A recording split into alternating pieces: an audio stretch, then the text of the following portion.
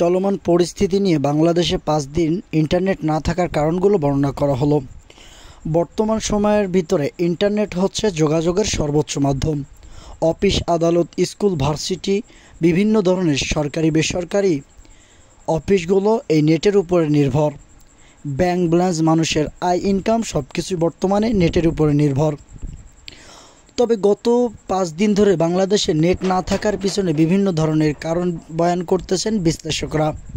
তবে এখানে আসল তদন্ত করে জানা গেল নেট না থাকার পিছনে কারণ বাংলাদেশের ছাত্র আন্দোলন থেকে আন্দোলন করা হয়, বাংলাদেশের কোটা দাবি করা হয়। মুক্তিযুদ্ধ কোটা সরিয়ে বাংলাদেশের সাধারণ শিক্ষার্থীদেরকে চাকরির কোটায় আওতাভুক্ত করার আহ্বান করেন।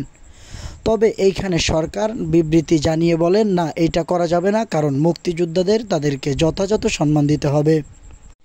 এ কথা বোঝাতে গিয়ে বাংলাদেশের প্রাইম মিনিস্টার মাননীয় প্রধানমন্ত্রী শেখ হাসিনা বলেন, শুধুমাত্র কি রাজাকারের নাতিপুতি সন্তানরাই কি মেধাবী? মুক্তিযোদ্ধার নাতিপুতি সন্তানরা কি মেধাবী নয়? এই কথার জের ধরে ছাত্র এবং প্রধানমন্ত্রী শেখ হাসিনার সাথে তাদের অনলাইন যোগাযোগ মাধ্যমে কথা কাটাকাটি হয়।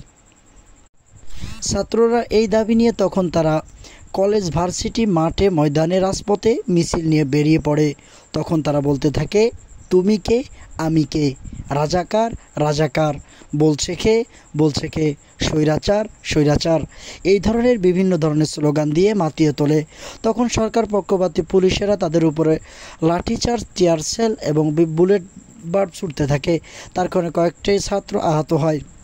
ইতিমধ্যেই আন্দোলন করে কয়েকজন ছাত্র শহীদ হয়ে গিয়েছেন। আন্দোলন যখন কঠোরত অবস্থান ধারণ করেন তখন তাদের উপরে 144 ধারা জারি করা হয়।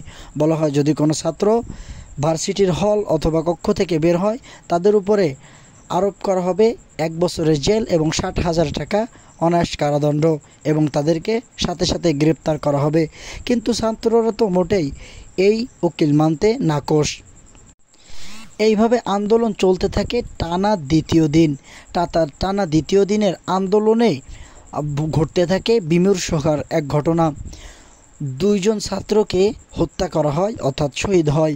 এছাড়া উত্তরবঙ্গের জেলার আবু সাইদ নামে এক ছাত্রকে সরাসরি গুলি করে হত্যা করে বাংলাদেশে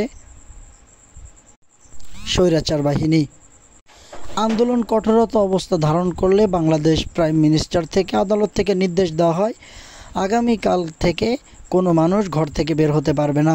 যদি কোনো মানুষ ঘর থেকে বের হয় তাকে অনায়াস 1 বছরের কারাদণ্ড এবং 60,000 টাকা জরিমানা দেওয়া হবে।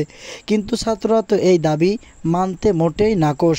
তারা বলল, আমরা বের হব যথাবিধি। বাংলা এইভাবেই তাদের কথার উপরে টেক্কা লাগিয়ে যাতে বাংলাদেশের কোনো স্তরেই মানুষকে এই সংবাদগুলো না দেওয়া হয়, তার জন্য বাংলাদেশের নেট সার্ভার বন্ধ করে দেওয়া হয়। যখন নেট সার্ভার বন্ধ করে দেওয়া হয় তারপর থেকে ছাত্ররা ক্ষিপ্ত হয়ে বাংলাদেশের সার্ভার অফিসে আগুন লাগিয়ে দেয়। আগুন লাগানোর পরে বাংলাদেশের সার্ভার অফিস পুড়ে সম্পূর্ণ অনেকটা ক্ষতির মুখে। এই ক্ষতি ঠিক করে উঠতে এবং বর্তমান কাজ চালু রয়েছে, এই ক্ষতি ঠিক করে উঠতে কতদিন লাগবে তা বিশ্লেষকরা এখনও বলতে পারতেছে না। এই বিষয় নিয়ে বলতে গেলে নেট তথ্যকর্তা ইউনুস আহমেদ জানান যে বাংলাদেশের নেট ব্যবস্থা অত্যন্ত শক্তিশালী, কিন্তু বর্তমান যে পরিস্থিতিতে গিয়েছে এটা কাজ সম্পূর্ণ করে আমাদের উঠতে অনেক দেরি লাগবে, কারণ এটা সার্ভারজনিত কাজ। আর এই সার্ভারজনিত কাজে যদি দেরি হয় তাহলে দেরি হয়ে যাবে বাংলাদেশের উন্নয়ন কাঠামো। কারণ বাংলাদেশের প্রত্যেকটা প্রতিষ্ঠান, সরকারি বেসরকারি, স্কুল, কলেজ, ভার্সিটি, মাদ্রাসা, বিভিন্ন ধরনের প্রতিষ্ঠানগুলো বর্তমানে নেট নির্ভর। প্রত্যেকটা মানুষ দৈনন্দিন কাজ মেটাতে এখন নেট নির্ভর, নেট প্রয়োজন।